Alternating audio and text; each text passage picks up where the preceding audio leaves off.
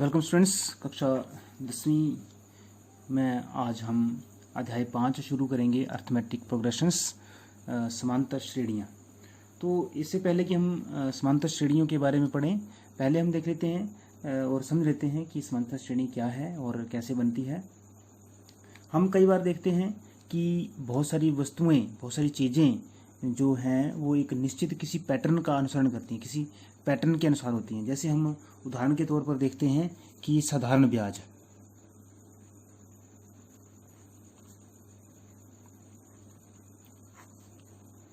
₹100 पर 5% वार्षिक दर से साधारण ब्याज। तो प्रथम वर्ष बाद मिश्रधन, that is total amount after the 1 year, क्या हो जाएगा 105। आफ्टर 2 ईयर्स,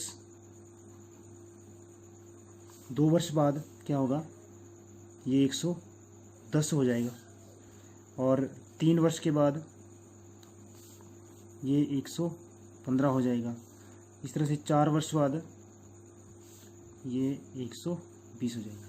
इस प्रकार से आगे आगे आगे के हमारे पास चलता जाएगा। तो यहाँ पर हम देखते हैं कि हमारे पास जो मिश्रधन है, प्रथम वर्ष का, द्वितीय का, तृतीय का और चतुर्थ वर्ष का जो मिश्रधन है, उसमें अंतर क्या है, 5-5 रुपये का। इसमें 5 जुड़ गया, फिर से 5 जुड़ गया, फिर यहाँ पर 5 जुड़ गया। तो हम देखें कि पहला पद जो है वो 105 है, दूसरा 110 आया। तो पहले पद में 5 जोड़ने पर दूसरा पद प्राप्त हुआ, दूसरे पद में 5 जोड़ा तो हमें तीसरा पद प्राप्त हो गया, फिर 5 जोड़ा तो चौथा पद प्राप्त हो गया। इस तरह से 5 जोड़ेंगे तो हमें 5वां पद भी प्राप्त हो जाएगा। इस तरह से हम आगे आगे लिख सकते हैं। इसी प्रकार से जैसे सीढ़ियाँ हैं, या हम बोल सकते हैं कि कोई निश्चित एक पैटर्न के एक पैटर्न है। यहाँ पर हम देख सकते हैं, यहाँ पर पैटर्न है 5-5-5-5। एक पद के बाद 5 जुड़ रहा है, एक पद के 5 बाद हम 5 जुड़ रहा है। जैसे हम सम संख्या लिखते हैं, सम संख्याएं कहाँ से शुरू होती हैं, 2 से। 4, 6, 8, 10, 12 अपन सॉन चलती जाती हैं आगे। तो इस तरह से हम देखते हैं कि पहले पद में हमने 2 जोड़ा, दूसरा आ गया, फिर से 2 जोड़ा, तीसरा पद आ गया, फिर से 2 जोड़ा, चौथा आ गया, फिर से 2 जोड़ा, 5वां आ गया, फिर से 2। हर एक पिछले पद में 2 जोड़ने पर हमें अगला पद प्राप्त हो जाता है। पिछले पद में 2 जोड़ने पर अगला पद प्राप्त हो जाए। अगर हमें इससे भी अगला पद लिखना है, अगली टर्म हमें लिखनी है, तो अगली टर्म क्या हो जाएगी, इसमें +2 करेंगे तो 14। तो ये क्या है, इस तरह की जो श्रेणियाँ होती हैं, इस तरह के जो सीक्वेंसेस हैं, इस तरह के जो प्रोग्रेशन है, इसे हम समांतर श्रेणी या इसे अर्थमेटिक प्रोग्रेशन कहा जाता है।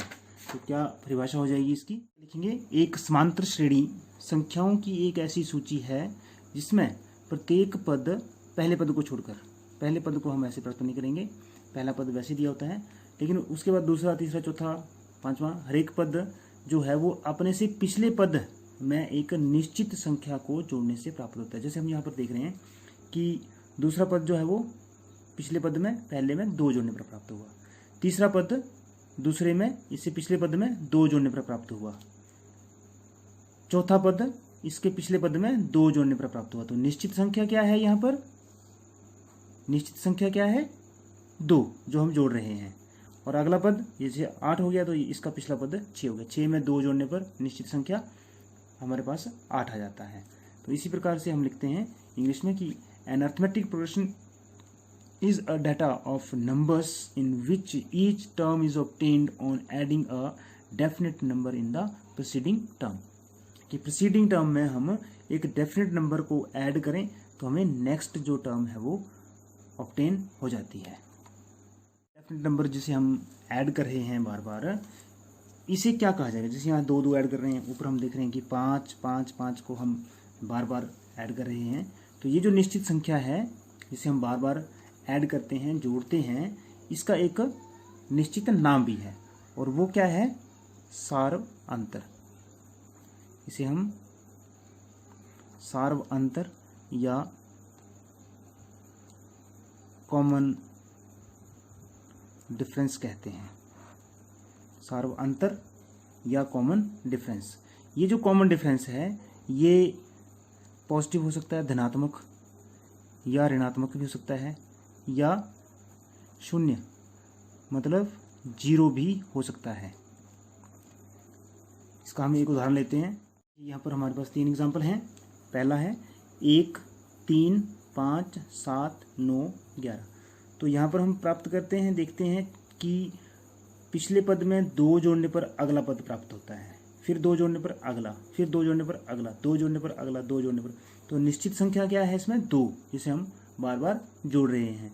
तो इसका सार्वंतर मतलब कॉमन डिफरेंस, सार्वंतर क्या है इसमें?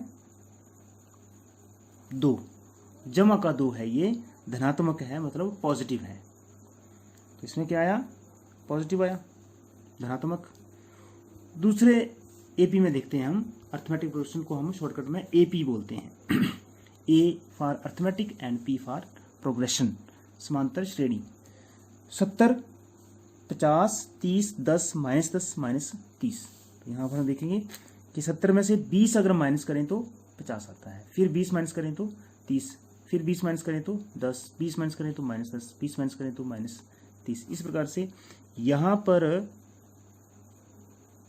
सार्वंतर क्या है? -20। ये नेगेटिव है।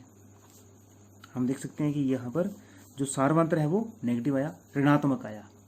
और तीसरा जो उदाहरण हमारे पास है वो है 3, 3, 3, 3, 3। इसमें सार्वंतर क्या है? 0, 0 है, ये सार्वंतर 0। तो इस प्रकार से हम देखते हैं कि ये जो सार्वंतर है इसे ये पॉजिटिव मतलब धनात्मक हो सकता है, नेगेटिव मतलब ऋणात्मक हो सकता है माइनस में, और 0 भी हो सकता है। साधारण तौर पर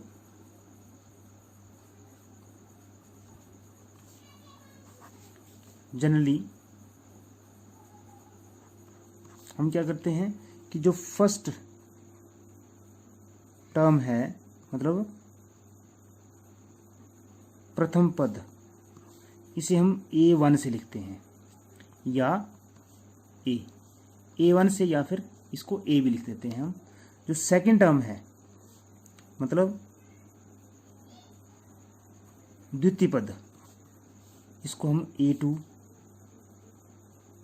थर्ड मतलब तृतीय पद को हम लिखेंगे A3। इस तरह से हम लिखते जाते हैं।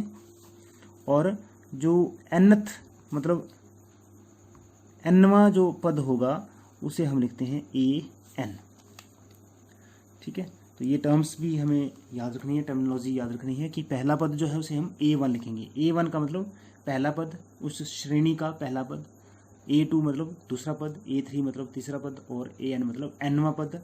A जो है पहले पद को हम कई जगह पर A भी लिखते हैं, पहला पद जो है वो A होता है या A1 होता है। और जो सार्वंत्र है, सार्वंत्र को हम लिखते हैं D मतलब कॉमन डिफरेंस।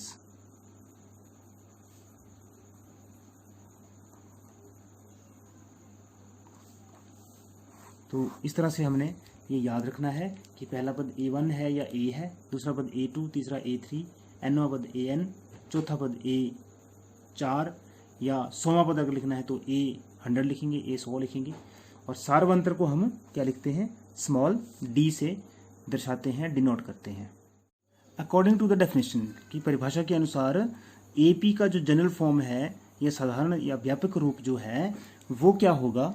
जिससे पहला पद होगा A, दूसरा पद होगा A प्लस, देखिए डेफिनेशन के अनुसार क्या आता है कि अगला पद पिछले पद में निश्चित संख्या को ऐड करने पर, निश्चित संख्या मतलब सार्वंतर को जोड़ने पर आता है। तो दूसरा पद आएगा A प्लस D, तीसरा पद आएगा A प्लस D, और उसमें फिर से D ऐड, देखो दूसरे पद में हमने फिर से D ऐड कर दिया, तो ये ए प्लस 2d हो गया। A4 कैसे आएगा, a प्लस 2d जो तीसरा पद है उसमें फिर से हम d जोड़ देते हैं, तो ये आ गया a प्लस 3d। A5 कैसे आएगा, a प्लस 3d और उसमें फिर से हम ऐड करेंगे चौथे पद में, ये चौथा पद है, चौथे पद में हमने d ऐड कर दिया, तो a प्लस 4d आ रहा है। तो इस प्रकार से हम देखते हैं कि पाँचवें पद में a प्लस 4d आया, चौथे पद के लिए a प्लस 3d आया, तीसरे पद के लिए a प्लस 2d आया, दूसरे के लिए a प्लस 1d आया, और A1 के लिए हम सिर्फ a लिखते हैं, 0d, मतलब इसके साथ d आया नहीं। तो इस प्रकार एक जनरल जो फॉर्म हमारे पास बन जाती है an। nवां पद कैसे आएगा, nवां पद आएगा a plus n minus 1d। देखिए n माइनस 1 क्यों आया, यहाँ 5 है तो यहाँ 4 है, एक कम है, यहाँ 4 है तो यहाँ 3 है, एक कम है, यहाँ 3 है तो यहाँ 2 है, तो यहाँ अगर n होगा तो यहाँ पर क्या होगा, n माइनस 1 होगा d के साथ। ये है हमारे पास एक जनरल फॉर्म AP की, जिसे हम व्यापक रूप भी कहते हैं। कि अब कोई AP जिसमें पदों की संख्या निश्चित होती है, निश्चित रूप से पद होते हैं उसमें, उसे हम फाइनेट AP या परिमित AP कहते हैं। उसमें लास्ट पद जो है हमें पता होता है, हमें ज्ञात होता है, ये हमें ज्ञात होता है। और कभी अगर लास्ट जो टर्म है या अंतिम पद जो है वो ज्ञात ना हो तो उसे हम बोलेंगे अपरिमित या इनफाइनेट AP। लास्ट टर्म जो है वो अज्ञात होती है, खत्म नहीं होती है, लास्ट पद उसका होता नहीं है, अंतिम पद उसका नहीं होता है।